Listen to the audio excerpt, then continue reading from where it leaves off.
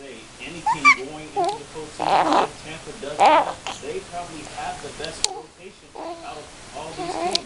And you look at Jeremy Helton, he's been really, really good. And you're right, you put the brunt of the weight on the shoulders of a young pitcher to possibly pick him into the playoffs. That's the type of personality Jeremy Helton that you like. That whole team is that way. They like the challenge. They like the competition. He's going to be out there. I don't know if they can win this thing. It's really tough to win 2 games.